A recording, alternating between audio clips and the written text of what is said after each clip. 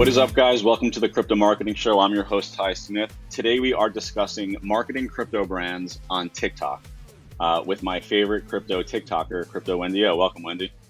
Thanks for having me. I'm excited to see you, even though we missed each other at the last event, but happy to be here. Yeah, there'll be more. We've been going to these things forever, so there'll be more. It won't be our last. Yay. All right, so to people in the world of crypto, you probably know who Wendy is. Definitely needs no introduction. She's been making content for as long as I've been in the game. For those outside the world of crypto, Wendy is one of the most popular crypto content creators on social media. Over 250,000 subscribers on TikTok, 250,000 on Twitter, over 150,000 on YouTube. Featured in amazing places like Washington Post, Wall Street and Journal. Wall Street Journal. Time. Okay? Is Washington Post correct though? Yeah. Okay, awesome. Yeah, I can't even keep up with all the places you've been featured lately. Last week we were featured in like a bunch of stuff. So I have to, like, we're doing press releases on everything for the website. But yeah, the list is getting pretty long. That's awesome. Yeah, so I want to focus on this podcast specifically on TikTok as much as possible, just because it's something that so many people come to us with questions about, and it's something honestly I don't even understand that well, at least as it pertains to the world of crypto. I hear about it working really well for a lot of brands, but I'd love to hear kind of from an expert um, how their experience with it being you. So first of all, let's kind of go back to when you first joined TikTok. When did you join TikTok, and what first got you into it? So I got on TikTok, I think, like sometime in 2020, and it was because BitBoy was on it. And he's like, "You have to get on TikTok." And I was like, "No, this is stupid. I don't want to get on TikTok." So I created an account, but I didn't really post on there because I felt weird because it's like TikTok is super personal. You have the camera literally in your face. Like, it just doesn't necessarily feel like super great. I don't know.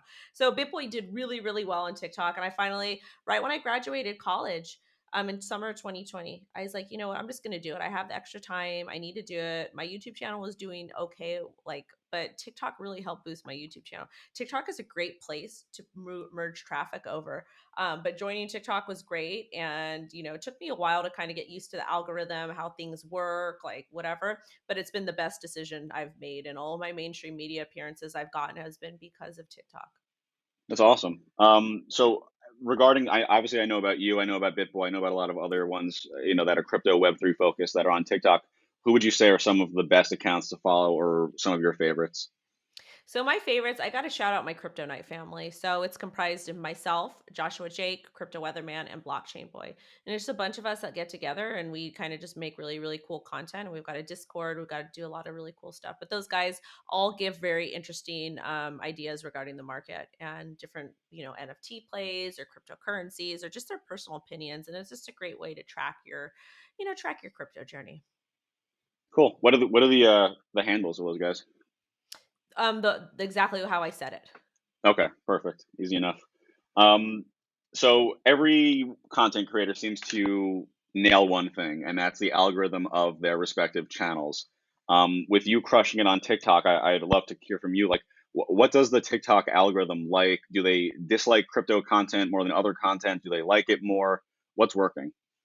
Right now they're pushing 15-second videos. So a lot of my content has changed from the 60-second informative stuff to like very, very short, concise. So I'll just basically present a news story to my audience. And the reason why is because that's what's getting pushed. And for me as a content creator, I want to make sure when I'm spending time doing something, I want to make sure I'm getting rewarded for it. And a lot of times it's not via compensation, because most of my TikToks, well, all of my TikToks are just me talking about crypto stuff. But it's a great way to push people to my YouTube or push them to other platforms. Or, if there's a charity I want to raise money for, or if there's an initiative, like if I want them to reach out to the SEC for something that's happening crypto related, I can push a video out and it'll drive traffic to whatever it is. So it's a really, really great tool. But 15-second videos are really doing well. Nice. And being someone that has so many presence on so many channels, how would you kind of prioritize for you personally TikTok versus like YouTube, Instagram, Twitter? Would you say TikTok is the biggest driver of traffic to you as a creator? I want to say like TikTok is a great source. It's a really, really great source. I want to say TikTok is probably the best, but Instagram is like weird because there's just so many bots on all the platforms. Facebook, I hired an intern to work on the Facebook, but now I have him doing something else. So it's really just me focusing on TikTok and YouTube. Like Twitter's cool, but it's just super, super toxic there. So for brands, I highly recommend that they create TikTok pages at the bare minimum. Got it. Cool. And shortly after TikTok blew up, YouTube and Instagram both kind of like spun out their own versions of it with YouTube Shorts and Instagram Reels. Mhm. Have you experimented much with these, and do you find them as effective? I no, not as effective as TikTok. Like YouTube, when they first came out with the YouTube Shorts, they pushed them. Like their algorithm pushed them, but now they don't. Now they treat them as regular videos, so it's kind of like it's just kind of frustrating. Got it. What, like, you seem to have such a good grasp on all these algorithms, and I think a lot of the people that listen to this podcast, and I know me personally, like, want to know what it is. Like, we spend so much time and money trying to like crack the code.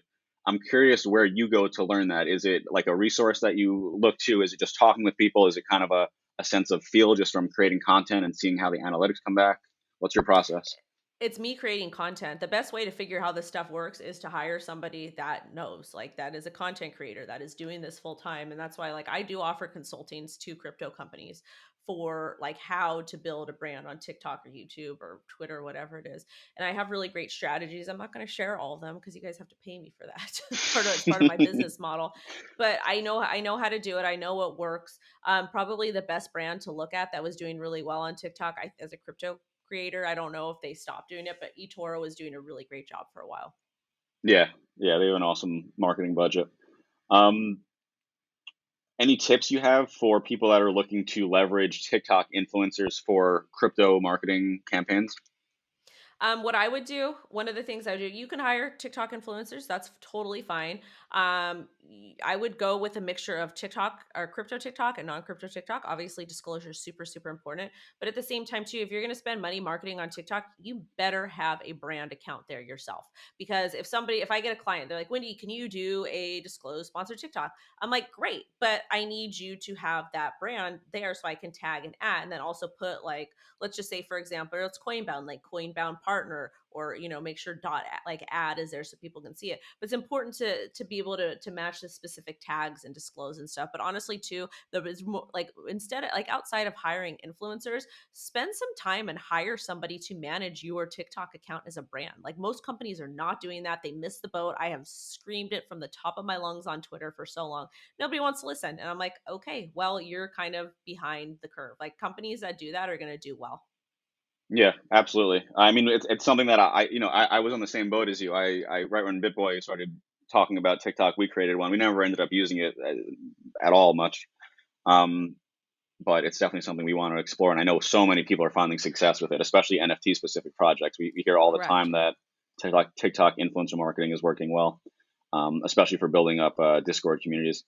Wendy, I don't have anything else for you. I appreciate all that stuff. Where can we find you? You guys can find me CryptoWendyO on Instagram, Facebook, which I'm not really on Facebook anymore because the intern's doing other stuff for me, Twitter, YouTube, and TikTok. I also have a website, CryptoWendyO.com. We have a free newsletter, Wendy's White Paper, that is 100% free.